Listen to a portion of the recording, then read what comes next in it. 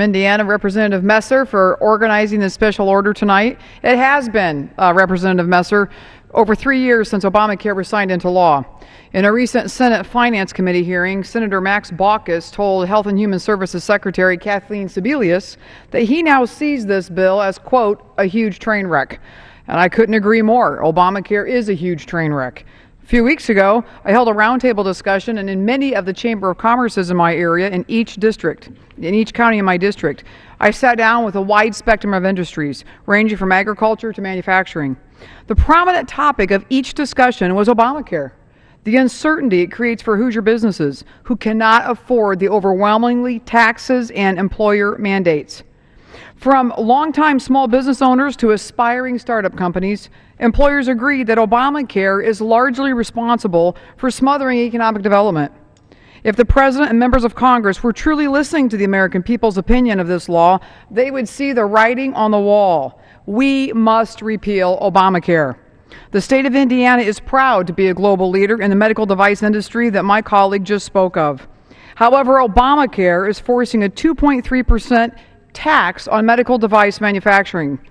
This tax affects the orthopedic industry, causing rises in costs for seniors and veterans and patients in need.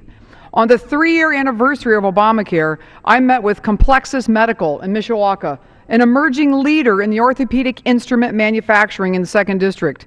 I was told this tax will stifle innovation, could force companies to consider overseas supply chains.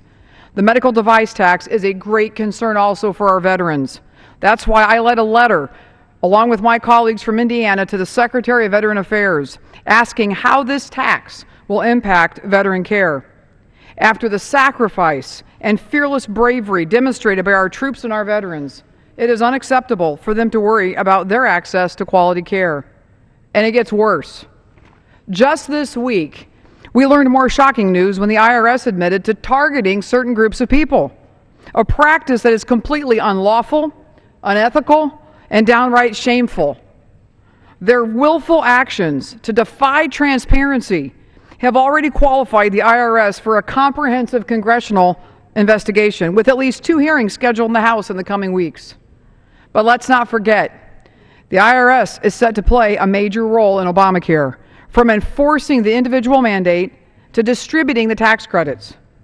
If the IRS cannot operate under the light of transparency today with their current duties, I am deeply concerned that further responsibilities with sensitive information and controversial policies are a recipe for disaster. This bill, ladies and gentlemen, is spiraling out of control.